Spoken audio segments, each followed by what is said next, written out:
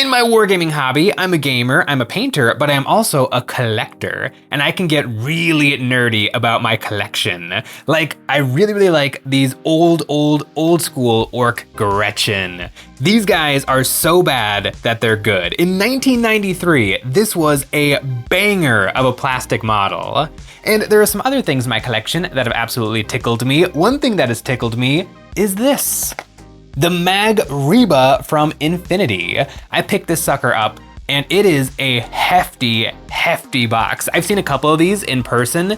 This is the biggest metal miniature I have ever seen. Looking at my scale, a typical wargaming miniature, like this little vampire, weighs 7 grams.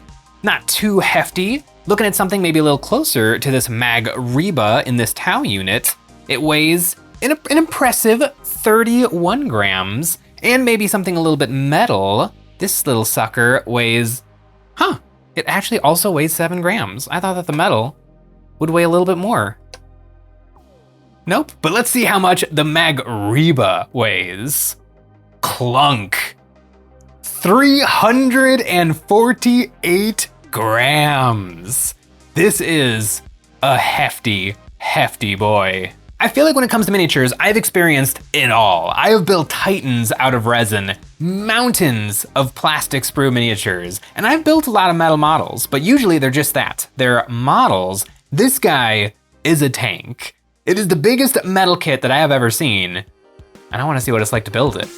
Usually, Infinity Minis are tiny perfect metal figs. I have a lot of minis for the JSA and the Pano, or the new Imperial Service Action Pack, which are the newest minis from Corvus Belli. But this kit is very old and very metal. Cracking this sucker open, it's a plastic tray full of big, chunky metal bits. Some of these bits are huge. I put them all into a pile, doing some dry fitting. It seems like there's gonna be some finagling to get these bits to wanna go together, but first, they need to get cleaned. This is so I can get rid of any mold release or dust. Metal doesn't like to be glued, so anything I can do to get these parts shiny and sparkly will be worth it. Now for the cleanup, and Corvus Belli makes the best metal I have ever seen. With the sprue connections and little metal tags really easy to spot, but still a little tricky to get rid of. I grabbed some small steel files and started to grind down these spots. My usual sanding twigs are too soft to aggressively tear down the metal. I really like these files I have, but they're super cheap and not wildly precise or sharp. If anyone knows an actually good quality set of these, please let me know. Once I have the parts mostly cleaned, I switched to my fine grit sanding twigs to polish the parts and get rid of any filing scratches. Now his tail is 2 big pieces of metal that's sandwiched together, and it actually fits pretty well with the overlapping armor. I think dripping some ultra thin super glue into the joint will be nice and strong. Now for that scorpion tail. I cleaned up this bit, and there was an annoying nubby on the inside half of the circle, and I used my Dremel sanding drum to quickly knock this down, and then some more super glue to connect the top and the bottom. I feel like for a lot of these connections, because they're so big, super glue will be just fine gluing a lot of surface to a lot more surface. Now for the guns. Unlike the armor, these guns have a tiny little connection to the body, so for these, I feel like some pinning will be necessary. I started off grinding down my pegs from squares into circles so that I can do my own posing. I used a pin to give me my center hole so I can get my drill bit right where I want it. For my pins, I want to use a big ol' 1.5mm brass rod. I got my hole started with my hand drill, but metal is dense and I don't want to do all of this drilling by hand. 1.5mm is too small of a drill bit to fit in my drill. Luckily, I have this chuck that can hold the bit, and this will fit into my drill. This blasted through the metal, and in no time I was inserting my rod with a drop of super glue to lock it down.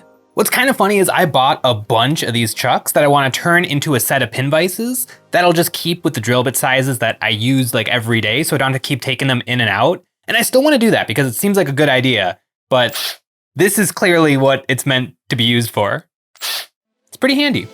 The drill made short work of the metal. The only thing I had to be careful of was the bit getting too hot.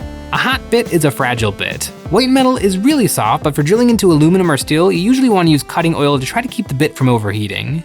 I stuck it all together, and now my weapons are posable. And speaking of posability, I kinda want some more options in the scorpion tail. I did the same thing with this slot, grinding it down from a square peg so that it'll spin freely, and then drilling in a 1.5 pin to hold it all in place. Now his tail is fully posable. I kinda ate dessert first with the weapon, so now it's time for the guy. His body is 3 layers of metal. After cleaning up the chunky sprue bits, it was time to get him together, and these parts don't fit perfectly, but they're pretty close. I bet with enough force, the metal will just be correct. I put some cork over the metal so that I don't mar the parts, and then started squeezing as hard as I could with my clamps.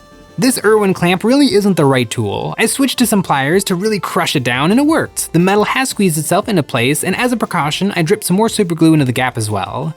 Now for the top of the metal cake, I loaded it up like before and crushed it until I couldn't see daylight through the gap, and then more super glue. I don't think this chunk is going anywhere.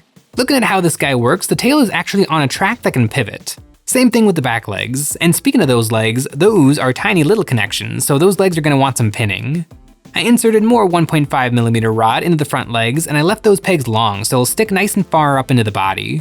The next fussy little bit are the mandible blasters. Here the kit has some weapon options. I decided to go with the 2 SMG weapons. These stick out from the front and have little armors that peg into the sides. I can't think of a way to do this any other way than epoxy.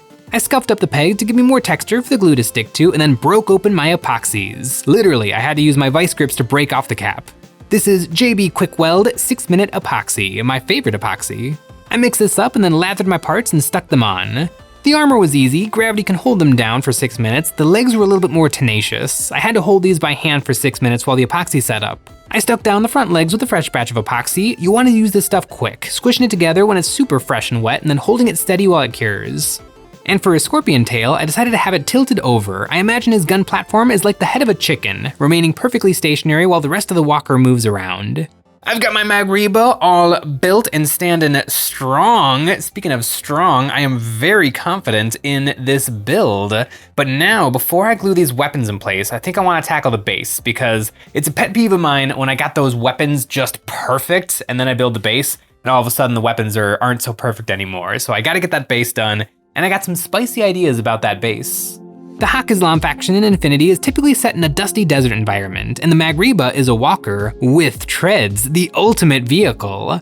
I want to make a chunk cliff that no ordinary walker or tank could traverse, but a vehicle with the best of both could scale easily. I built up a shape with some thick 1/2 inch cork and kept double checking it with the Maggie to make sure that there was cork under all of his feetsies. To fill up the middle section, I poured some hot glue to build up a smooth section and fill in any gaps in the cork, and now I can drill into the Maggie's feet to do some final pinning. Drilling all the way into the feet so I can sink some massive pins, all the way through the cork and plastic. Now that I know exactly where it'll sit, I can finalize these weapons. I made up more epoxy and got everything lathered up and pointing exactly how I want it, and I held these in position for the full 6 minutes.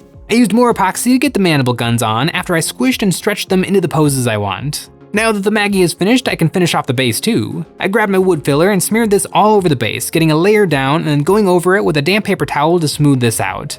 I have found the wood filler works really well on the cork. And to help keep it from drying in between projects, I mist it with some water before putting the cap back on and putting it away.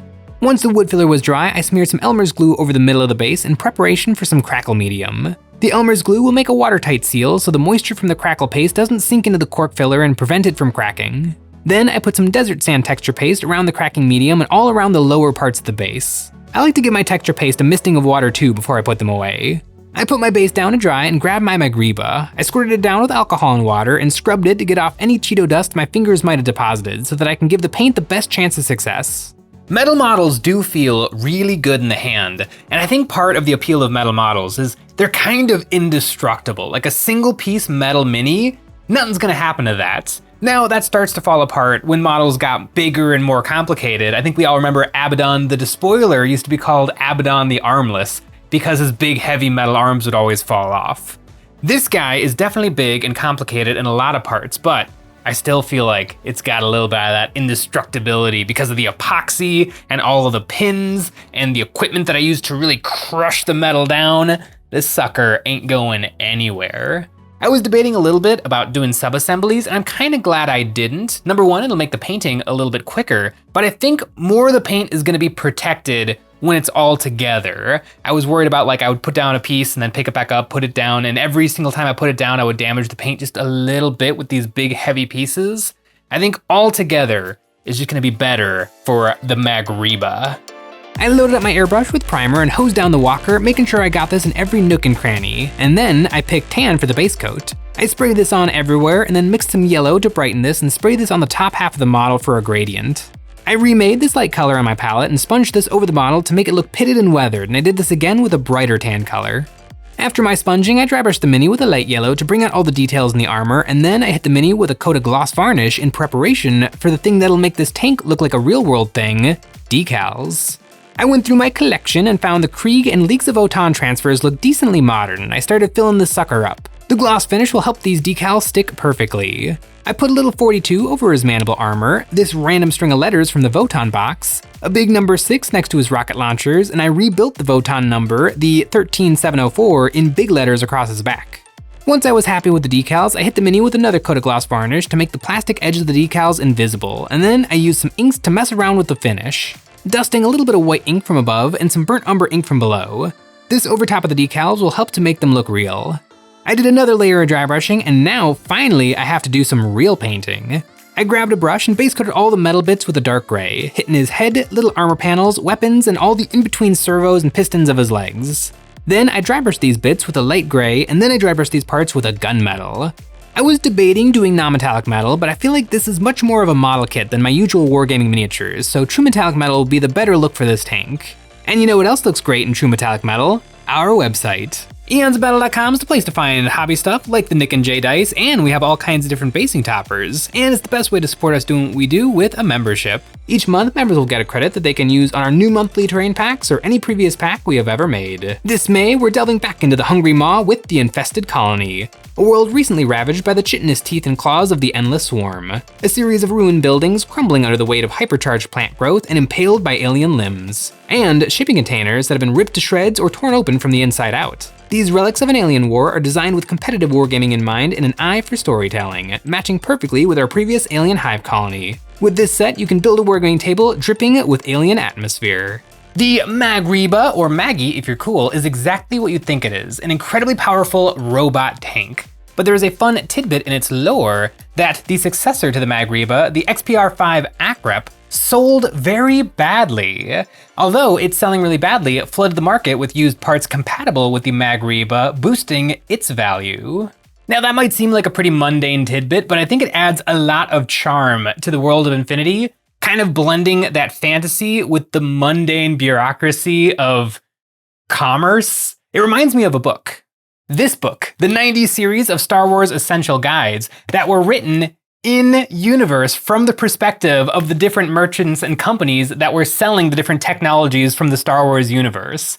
And it's such a genius idea to take fantasy, which doesn't necessarily need or want explanations, and then putting a hard edge explanation onto every single thing is really clever. That sort of storytelling can make things as silly as a Scorpion tank a little bit more relatable. And speaking of my Scorpion tank, it is looking factory fresh, and now it is time to make it look not factory fresh. I bought enamels. This pin wash will be just the thing for dirtying up Maggie. I dripped this into all the cracks of the armor, and this made them a super dark brown, and the benefit of enamels is how flowy they are and how easily they can be cleaned. Using a damp makeup sponge with mineral spirits or just a clean brush can easily wipe away any errant paint. This enamel shaded the armor. Now for the metal, and the metal is full of proud details instead of recesses, so for this I switched to an acrylic paint, using some dark navy speed paint to force in some shadows and a bright silver paint for highlights. And for his 6 scorpion eyes, I glazed green over top, letting it spill around his sockets to make them look glowing and dotting each one with some neon green. Now Maggie is looking pretty, it's time for the base, and I want the Maghariba's tan paint job to actually make sense, so I base coated it in a brown and then zenithaled it with tan. Then I decided to try out some of the other enamel colors I have, dunking it in some yellow tan, and then while it was wet, dripping in some orange. It's hard to tell what this is gonna look like while it's wet, but enamels dry pretty quick. I tried to dip some panel liner into the crackle paint. This went off the rails almost immediately, so I ended up glazing this in all the recesses. After that, I stuck down some grass tufts, doing a bunch of larger bushes and a ton of small tiny shrubs. And to get that dry desert look, I threw this enamel wash called African Dust over everything. Once that was dry, I hit the rim of the base with black, and Maggie is complete. The Maghariba in all its metal glory. Ever since I saw this kit, I knew I wanted one in my collection. It's kind of, number one, it's a Scorpion tank, but a literal Scorpion tank, unlike Halo's Scorpion tank. But number two, it's kind of a trophy of miniature history. It is a gigantic metal model, and there will probably never be a miniature like this made of metal ever again, and there probably shouldn't be. I put together one of the newer kits from Infinity, the Oyori Kitabutai, and it is in thermoplastic, and it's kinda better in every way. It didn't take nearly as long to build. This guy took about a day. This guy took much, much less than that. It's basically weightless, where this thing weighs about a pound. But I like the audacity of it. I like the idea of the designers sitting around thinking, we want a really, really big model. So you know what we're gonna do? We're gonna make a really, really big model. This chunky funky guy is gonna sit on my wargaming shelf as a piece of wargaming history. And who knows, I might actually get some games in with it. I do wanna do a Haq Islam army. Let me know in the comments below. I really like the Maghariba and I really like the bikes. Is there a sectorial where you can take the Maghariba and like the biker gang guys? Because that's probably what I would do. The Maggie was a really fun, challenging build, but now I wanna do something easy. I'm gonna go put together some plastic models. I'm gonna go put together more Kroot. Thanks for watching.